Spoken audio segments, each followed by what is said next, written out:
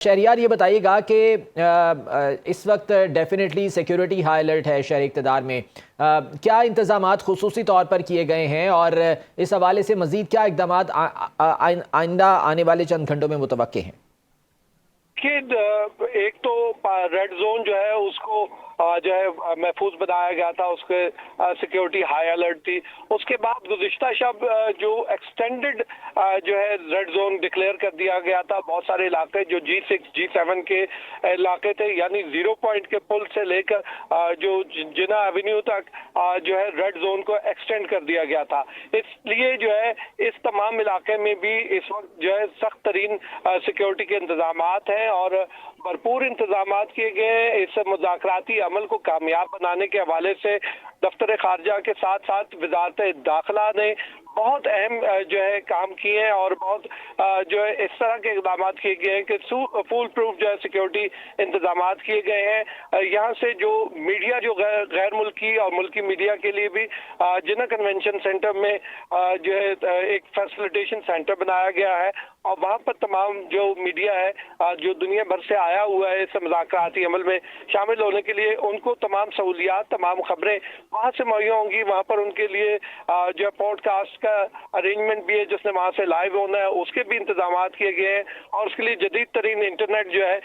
5G کی speed کا وہ بھی یہاں پر دستیاب ہے۔ تو تمام تر انتظامات مکمل ہیں۔ اب امریکی وفد کے پہنچنے کے بعد امید ظاہر کی جا رہی ہے کہ بہت جلد یہ مذاکراتی عمل شروع ہوگا اور اس میں امید ظاہر کی جا رہی ہے کہ یہ مذاکراتی عمل کامیاب ہوگا۔ ٹھیک ہے، کوئی گورنمنٹ کی جانب سے کچھ بتایا گیا کہ کوئی اعلامیہ بھی جاری کیا جائے گا ان مذاکرات کے حوالے سے؟ دیکھیے، ابھی تو مذاکراتی عمل شروع ہونا ہے۔ جب یہ مذاکراتی عمل جو ہے اس کا آغاز اس طرح ہونا ہے کہ ان کے پہلے امریکہ اور ایران کے وفود کی پاکستانی وفد سے ملاقات ہوگی اور اس کے بعد یہ جو دونوں ممالک ہیں اپنے اپنے جو چارٹر آف ڈیمانڈ ہے، جو اپنے نکات ہیں، ان کے اوپر بات کریں گے اور اس بات چیت کو آگے بڑھایا جائے گا۔ اس بات چیت کو بڑھانے کے بعد جو ہے جب مذاکرات باقاعدہ دونوں ممالک کے مابین شروع ہوں گے، اس کے بعد کوئی امید ظاہر کی جا سکتی ہے کہ دفتر خارجہ اس حوالے سے اس میں جو بھی پیش رفت ہوگی اس کے حوالے سے اعلان دفتر خارجہ کی جانب سے کیا جائے گا۔ ٹھیک ہے، پاکستانی حکام کی جانب سے ان مذاکرات کے حوالے سے کیا چیزیں جو ہے وہ امید کی جا رہی ہیں کہ کس طرح سے معاملات آگے بڑھیں گے اور کتنی امید ہے کہ دونوں فریقین کو جو ہے وہ ساتھ بہتر طریقے سے بااعتماد طریقے سے لے کر چلا جائے گا؟ دیکھیے، جس طرح پاکستان نے اس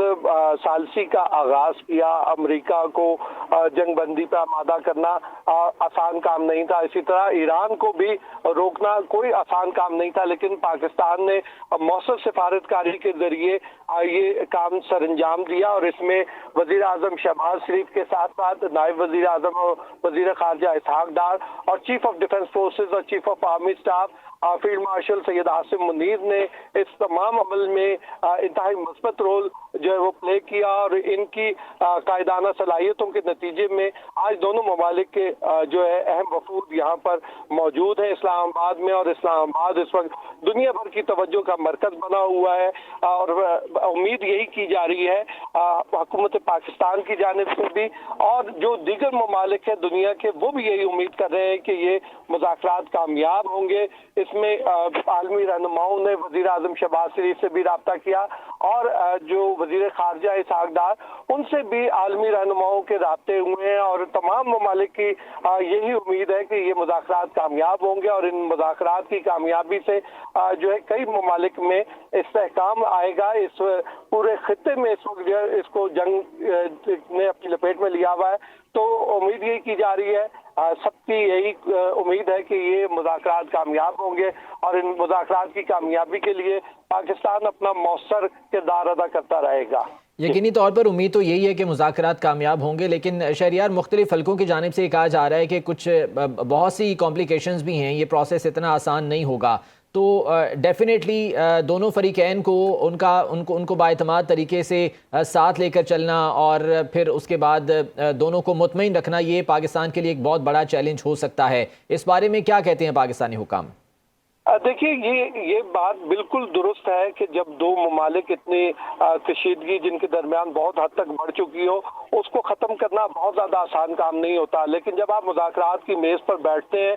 तो बहुत सारी चीजों पर आप जो है दूसरे को कायल करते हैं, अपने जो भी आपके नुकात हो उसके हवाले से आप कायल करेंगे, जब दलील होगी तो कायल भी होंगे, और फिर ये मामलात इसी तरह बढ़ते हैं कि कुछ लो और कुछ दो की पॉलिसी होती है, उसमें से कुछ मुतालबात अमेरिका के तस्लीम कर लिए जाएंगे तो कुछ दूसरी जानिब कुछ जो नुकात है वो ईरान के भी तस्लीम किए जाएंगे। इसी तरह ये बातचीत आगे बढ़ती है, तो बातचीत में